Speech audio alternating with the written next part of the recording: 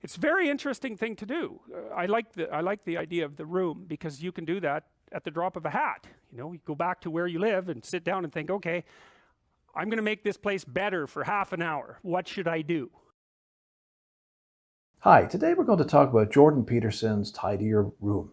You probably heard about it, it's quite famous. Jordan Peterson talked about tidy your room, make your bed, etc. And although it's popular, as kind of obvious, there's actually a deeper meaning to be had here. On a superficial level, of course, it's about starting somewhere and incrementally building.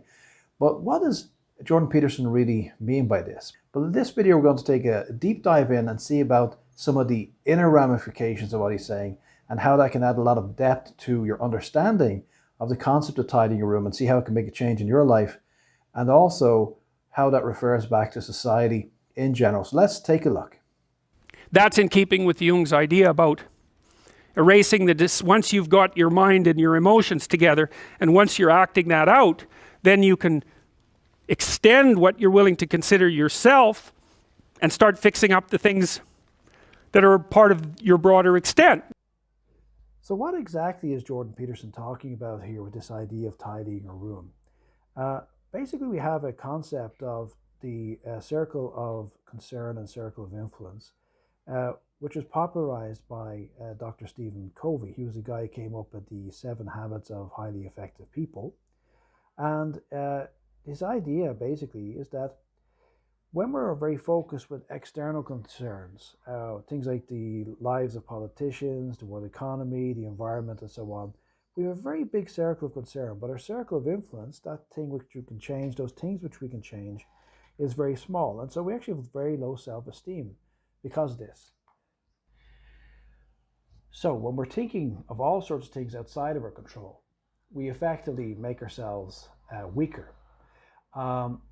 We also have a thing called a circle of influence. And the circle of influence is stuff that I can do, like who I vote for, the books I read, the decisions I make in my daily life. Tidying my room, for example. These are things which we can do in our daily lives. And it actually empowers us. It gives us a sense of self-esteem. One of the challenges which we're facing in today's society is that people feel like they're a cog in a machine. They feel that if they weren't in their job, somebody else could do their job just as well or better.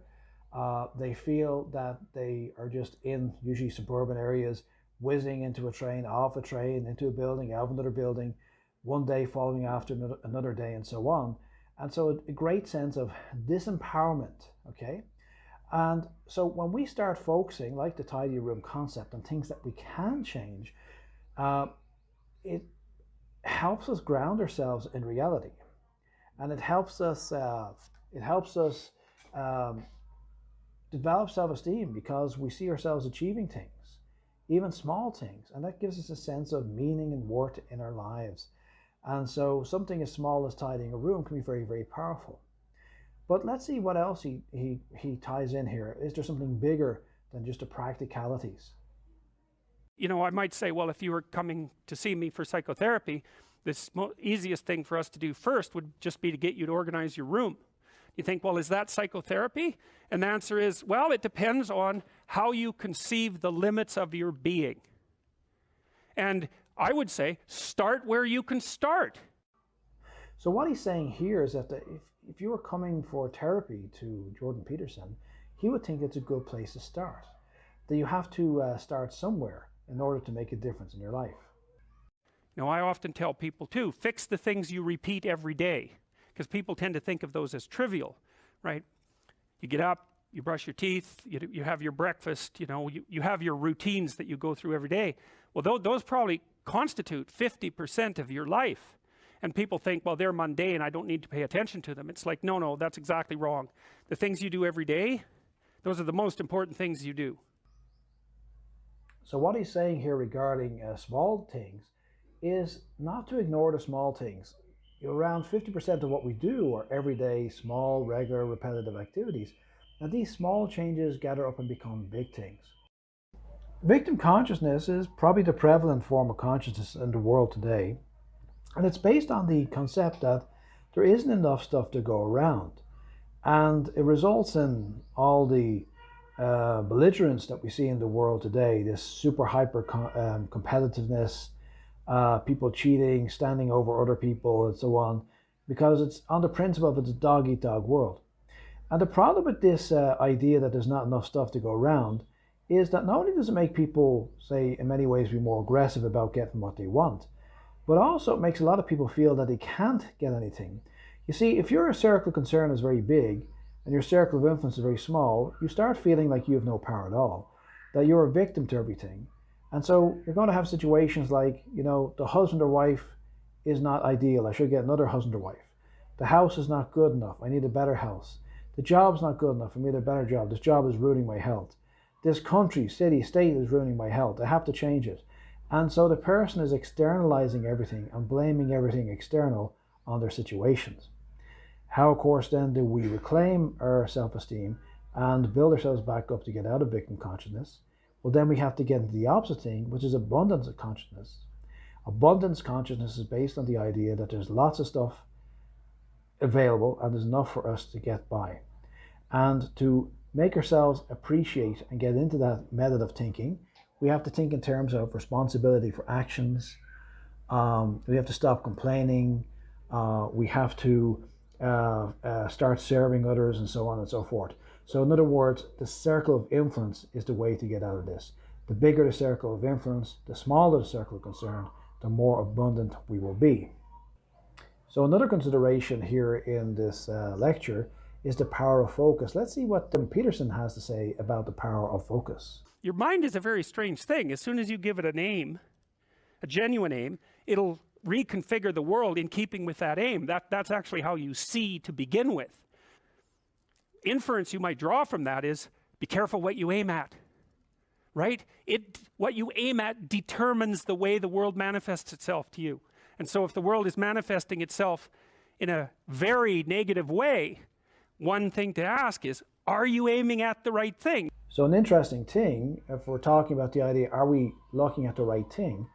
And how is that going to affect our life? Is there's a Greek legend called Thanatos. And Thanatos is the embodiment of death. And of course, we have Thanos, who is, the evil guy in those Marvel movies. Now, this leads on to an idea of Sigmund Freud's. He believes in these two instincts, which are Eros and Thanatos. So with Eros, we have things like procreation, social cooperation, survival. It's the life instinct. But Thanatos is the death instinct. So it's aggression, risky behavior, and relieving of trauma.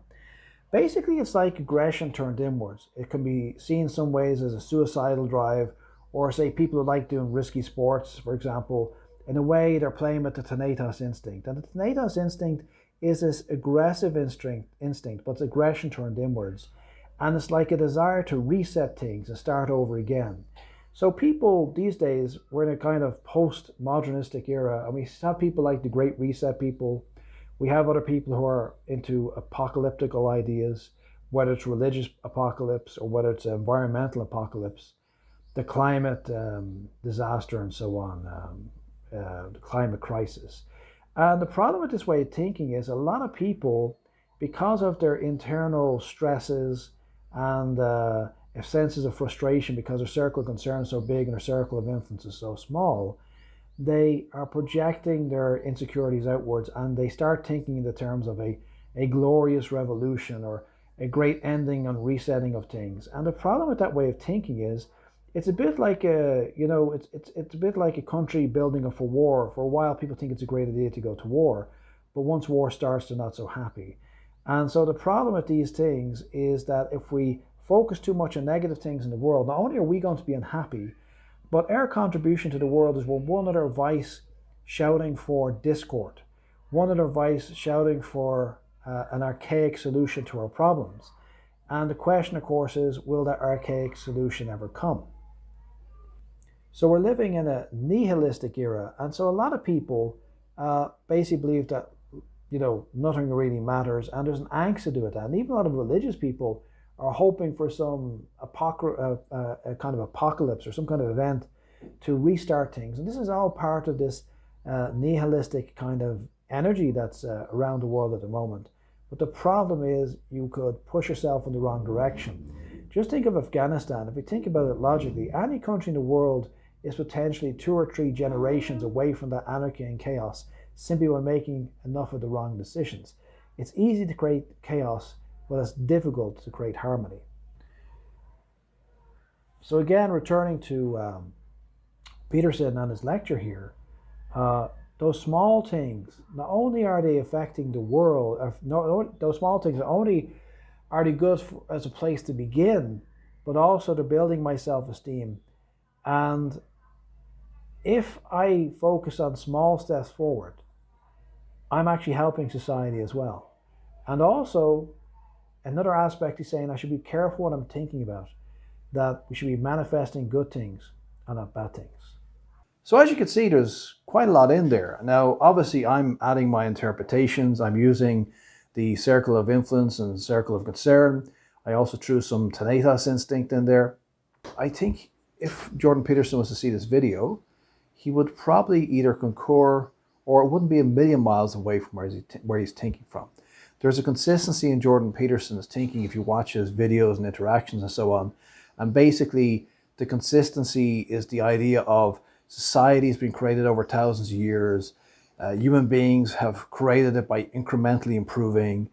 We should incrementally improve our lives and incrementally improve society. And of course, I added that interpretation about tinnitus, but I think it's a fair point because nihilism, again, is something that he touches on, is a risk in present-day society. And it can ruin a life by being too negative, and also can ruin a society if too many people get stuck in this sort of death dive of the tinnitus instinct. Certainly, that's how I interpret it. How do you interpret it? I think it's certainly an interesting lecture that he was making, and we can interpret it multiple ways. But it's always good, I think, when we look at Jordan Peterson, to think that he's always talking not just about the individual, but he's talking about the individual and society. And something as similar as starting small and building up, like tidy your room, can make a big difference to your life. And if enough people start with those basics, it can make a big difference to society in general. Hope you liked the video. Please like and subscribe if you do, and talk to you next time.